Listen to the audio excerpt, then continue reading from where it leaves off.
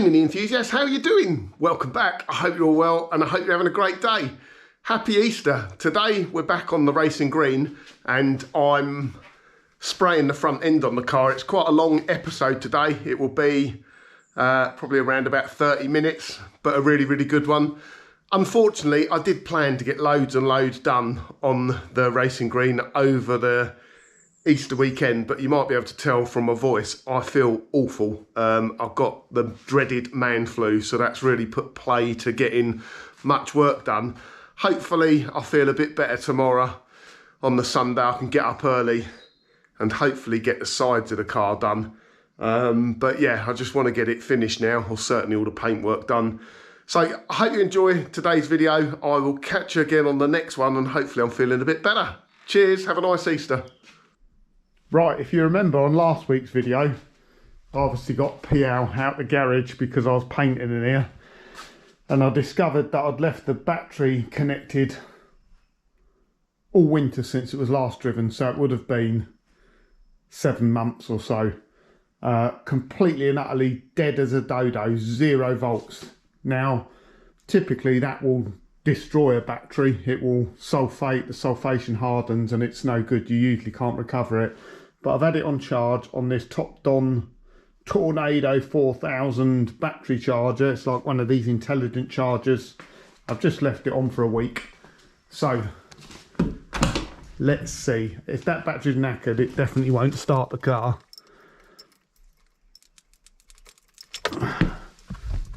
Fingers crossed.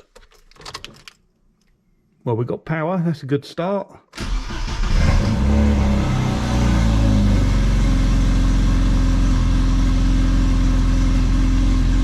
Excellent, and that sounded good. It turned over quite healthily, so fingers crossed that battery's going to be fine. I'll just leave that running for a few minutes to warm it up. Right, and then the roof. So I painted the roof a week ago. It looks just as good as when I first painted it. Super pleased. I was actually a little bit worried about the colour when I took the paint out the pot. The paint I used for this roof was the paint Mark used for painting the roof on Project Sprout, which was painted 4 years ago. So when I opened the tin, the paint had completely separated. It was clear liquid, about that much clear liquid, and then like white in the bottom. I mixed it all up. The paint actually looked a bit grey, and I was thinking that's not quite right, but now it's on there. Now it's been painted on. To my eye, it looks exactly the same. Sometimes when you just maybe, no, it looks exactly the same to me. So really pleased with that. And I think the only area where I had a bit of a sag was round here. And even that, because the paint tends to shrink back a little bit. So I can't even really see that sag there now. So really pleased. That's come out nicely. Next, let's get the front end painted. Whew, we're pulling a late one tonight. It is 10:10 at night on a Friday evening. That's the only thing about bodywork. It just takes forever and it's really boring. Let me turn the camera around and you can see how the progress is going. So I've been on it about three and a half hours, I guess. I've masked up the windscreen and the engine bay. I'm only going to be painting up to the front wings. I'm going to do the front end. As you can see, I've given the first pass on the DA with 240 grit. There's still a bit of that e-coat on there. I'll probably take the majority of that off with the next pass, but it is really boring masking up. At the moment, I'm just seam sealing now. Now it's no coincidence when this comes out nice. It's not just a fluke. It does take a bit of prep work. So you can see every seam has been carefully masked up with sort of 1/2 inch masking paper, and that's so when I peel that off I should get the perfect seam. So bear with me. The only thing to remember to do with this, if you put it on like that, make sure you take it off before it dries, otherwise you'll be in a world of pain. So let me get that off and we'll look what the seam gaps look like. Right, so there we go. Like I say, it's no fluke. If you want to get perfect seam sealer joints, there's no cheating, it just takes time. You've got to mask it up. That way you'll get absolutely perfect joints or perfect seam seals all the way around with the right gap.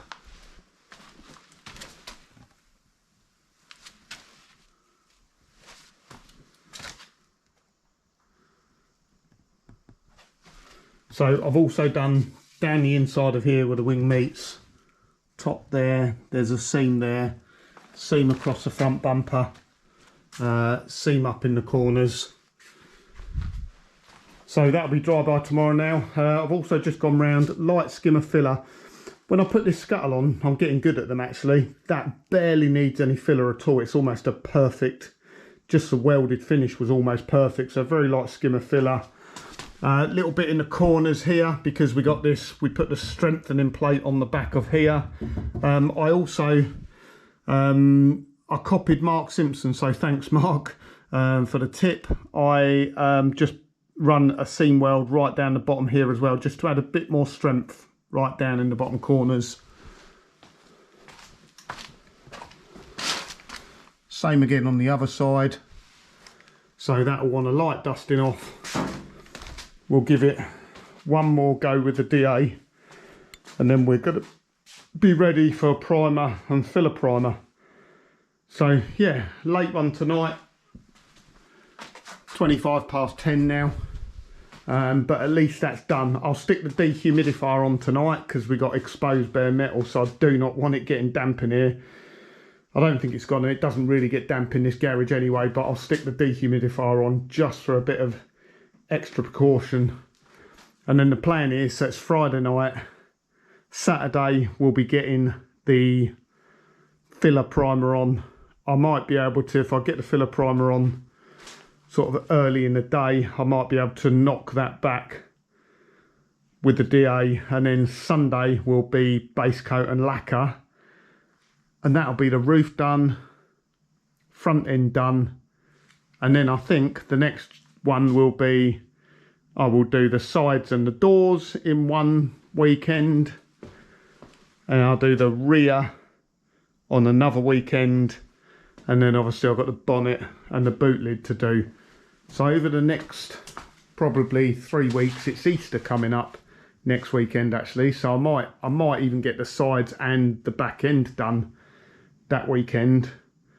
So it's coming together nicely. I just really hope this goes, you know, if everything goes as well as the roof, and the roof didn't go perfectly, if it goes at least as good as the roof, I will be one very happy man.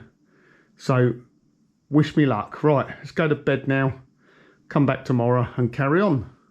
Probably not the best weather for painting today, so I'm getting it all masked up. I need to do a bit more DA in and then epoxy prime, etch prime the bare metal.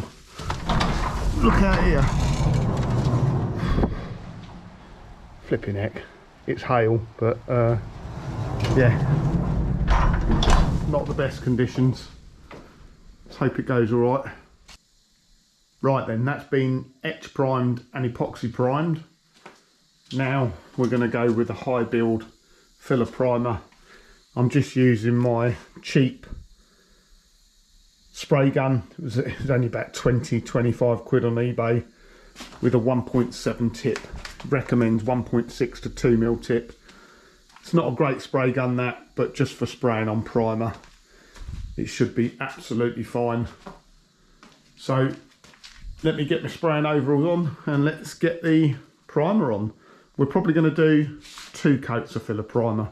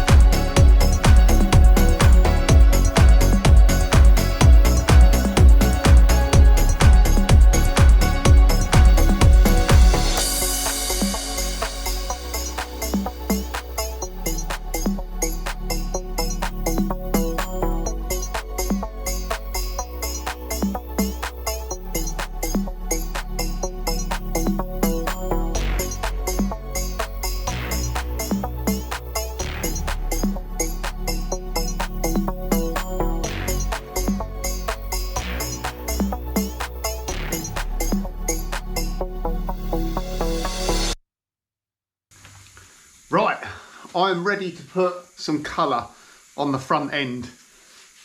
And I've got to be honest, I love spraying. It is very, very satisfying when it goes right. But when it goes wrong, it is just soul destroying. It's so gutting when it goes wrong. I'm really nervous about spraying the front end. Now the roof went okay.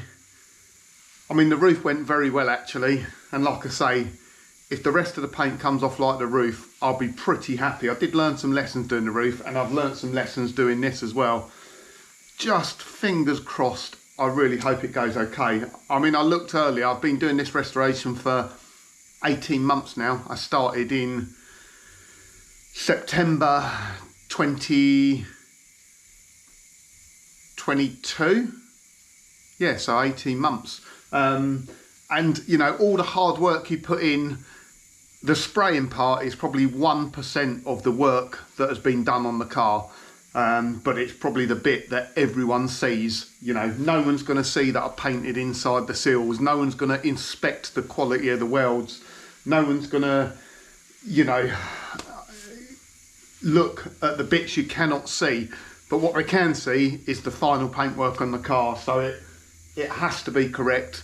And like I say, I'm dead nervous. So let's see how it goes. Wish me luck. Be back in a minute, in a couple of hours time, well, probably an hour's time, we'll know how it went.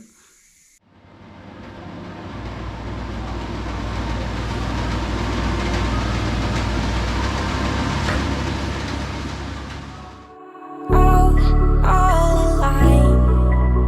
The devil's in the detail, lingered inside. Oh, a holy crime. But how can I hide you without an alibi?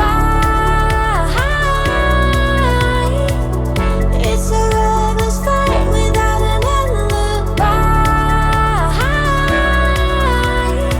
You took my innocence. I can't wait no longer. I'm playing with the monsters. Everything that brought me alive. Though we're all like nonsense, playing with the monsters. They brought me alive, but got no alibi. It's a lover's fight without an alibi. You took my innocence without an alibi.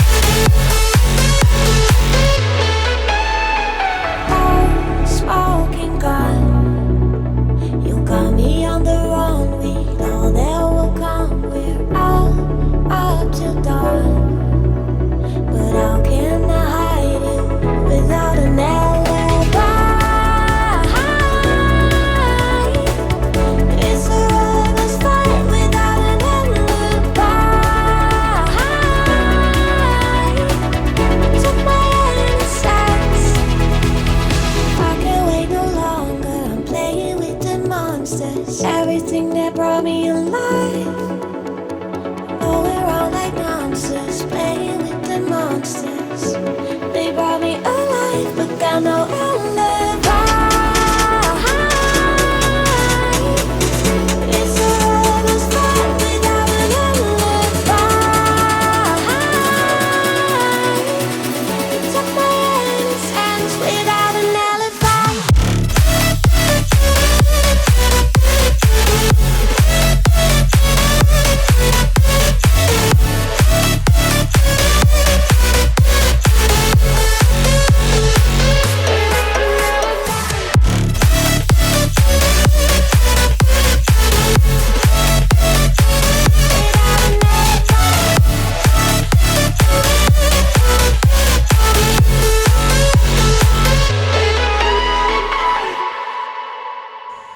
Right then, that's the base on.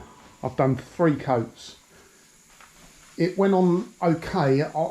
I struggle with base and lacquer. I'm just used to painting with like one stage paint, just like gloss coats, because I just find base coat difficult, especially metallic, because you want to paint it on so it's glossy, but it doesn't. You paint it on and it's dull. So I'm no expert on painting metallics. I mean, this, to me, this looks really rough, and I'd want that more glossy looking, but I think once I put the lacquer on, it'll be fine. I think the important bit with metallic is getting even coverage, because it's so easy to get light spots, and I think I'm okay. It's really, really hard to tell with a dark colour. I mean, sometimes that looks too light in the middle there, but when I compare it to the other side, it's looking pretty much the same. I think it's just because in the corners where, I mean, you need probably better lights than this really. But anyway, the base coat is all on. I had a reaction down the bottom here underneath, so I wasn't too worried about that. I quickly, literally, while that was still wet, I just got thinners on it quickly, took it off. It was a reaction like I've had before, where you get like the crackling, and I think it's the base coat is reactivating the primer for some reason. I'm not sure why, because it should have all been dry. Maybe I put and I think I'm learning my lesson, I put the paint on too thick, because obviously the base coat it's 50-50. It's one part base coat, one part thinners, so it's got a lot of thinners in it. And I think if you put it on too thick, it will reactivate anything else underneath it. If you're putting nice gentle coats on you and letting it dry in between, you're not getting too much thinners build up. Like I say, I'm no expert, so I don't know. So anyway, I thinnered that back off, and then just done 3 very, very light coats, heating it up a little bit in between. And the same, this is probably the only bit that's going to stay. They've got a tiny reaction up there. I'm not going to touch that. I'm just going to leave it. It's pretty much out of sight. When the window rubber's on, you're not really going to see that. Aside from that, pretty happy with how it went. On the top of this wing, there's probably, can just see it. It just looks like it might be a bit of dirt in the paint or something. I can feel it there. Yeah, there's something in the paint.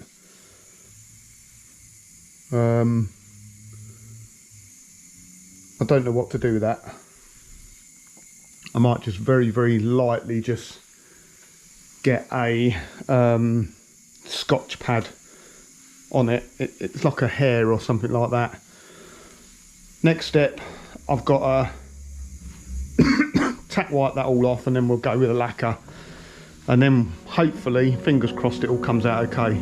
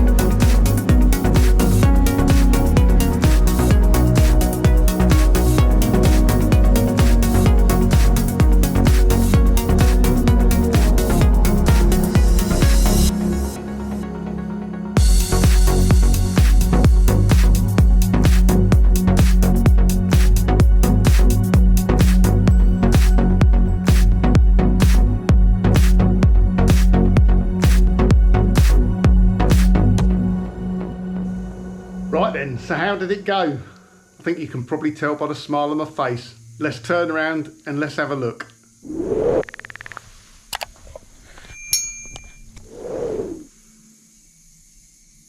So there we go. I do not know how this is going to come out on the camera. It looks a little bit dark on the viewfinder, but I am super happy. I'm very, very, very pleased. It really couldn't have gone much better, to be honest. I guess, you know, maybe professional painters in a booth never have any problems. There's always something that crops up when you're DIY painting, but I'm getting more and more used to it. I'm getting used to how to deal with the problems, and I think I'm getting better. I feel I'm getting better at putting the paint on. This is gun fresh at the moment, so obviously it will probably sink back a tiny little bit, although my experience of this paint and the lacquer is it tends to look just as good as when it first come out the gun months later. As far as the finish goes, I'm very, very pleased. There is some small bits of dirt, but very, very little, taking in mind I am painting in a garage. I go round, hoover everything up before I start, just to try and cut down any dust, and I wet the floor, and I do everything I can, tack rag in the car. But yeah, unless you're painting in a booth, it's never going to be perfect, but I'm really pleased with how that's come out. Again, you know, out the gun, I probably barely, I could probably get away without not having to flat that. I could probably just give that a polish and it'll be perfectly okay. I mean, it all depends how the rest of the car goes, because obviously I've got to paint the sides, the doors, the back end, the boot, the bonnet. Yeah, if I get too much orange peel in something, then I might have to end up flattening it, but that's come out very well. I think the only bit, there's probably a little bit more orange peel on the top of the wing on this side than there is on that side, but I don't know how you do it. It's really, really difficult. With the lacquer, you put some light coats on, you get it to the point until it's tacky. Literally, I mean, it's still a little bit sticky at the moment, and until it's like sticky, almost stick your fingers together with it. And then you can lay it on quite thick without worry of getting runs in anywhere. And it obviously reactivates the paint and just sinks back in and gives you that lovely glassy finish. But the problem is, what happens if you paint over here, you then get overspray over here. So you end up getting a light dusting, so you end up doing that and you end up chasing yourself around. The worst thing you can do is just get frustrated and just chuck loads of paint on, because you will get runs. Now, I've had a look around this. I can't find a run anywhere, or not a run on the bodywork. I think there's a tiny, tiny little run in that seam there, just where, obviously that's where paint's gonna collect. But aside from that, I have not found a run anywhere in the paint. Typically, if it's gonna run, it will run down the scuttle here, because of the angles you've got. But that's come out really well. The bit I had down the bottom here, where it reacted, has all gone fine. I mean, this is probably a better finish than it come out the factory with down the bottom. The only bits that I didn't spot, I've got a tiny bit of a reaction up there, barely nothing, and then I had a bit up here, didn't I? That's still, I mean, it's just tiny, it really is, and the windscreen rubber will cover most of that. So really pleased. I mean, this, you know, some people might look at this and think, you know, fluke, lucky, whatever.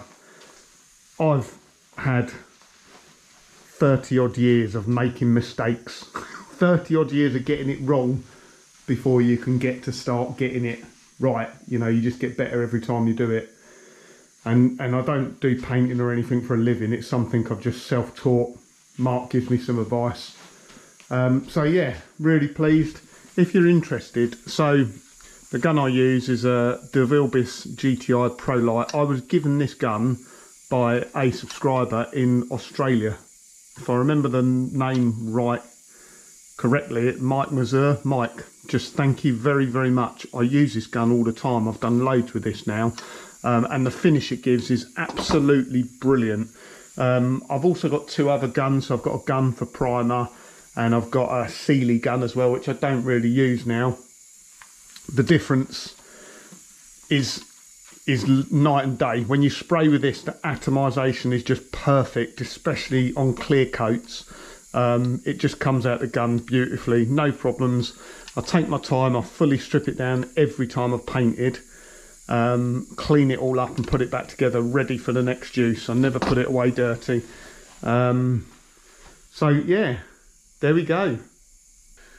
So thanks for watching this week's video. Genuinely, I'm super, super pleased with that. I'm really, really happy. You know, I would have, even if I paid a professional to do it, I'd have been quite happy with how that's come out.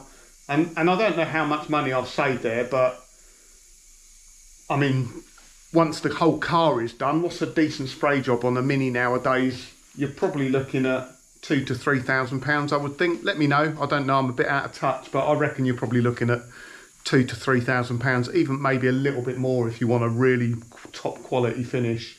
I'm really pleased with that. I would say that's better than factory. Yeah, just dead happy with it, really pleased. Obviously I've got to do the rest of the car now, and there's just never enough hours in the day. It's taken me 2.5 days to do that. So to prep it, to prime it, base coat lacquer, 2.5 days. So, you know, I need probably another 3 or 4 days to do the sides and the boot. And then I need probably a day to do the bonnet and doors, and then we're pretty much done. If anyone was wondering as well, when you see me spraying on time lapse, you'll see me spray, stop, spray, stop. I'm spraying with a 55 litre cheap Sealy or Clark air compressor. Anyone doing spraying will tell you that is not big enough, and as you can see, I have to constantly wait for the compressor to catch up. Sometimes it's good because it stops you rushing, but you know, it just shows you what you can do with not that much, to be honest. That's a 55 litre compressor. You probably want 100 litre plus if you're going to spray. So I hope you enjoyed this week's video. I'll catch you again on the next time, and it's getting very close to being finished now, isn't it? Thanks a lot. Cheers. Bye.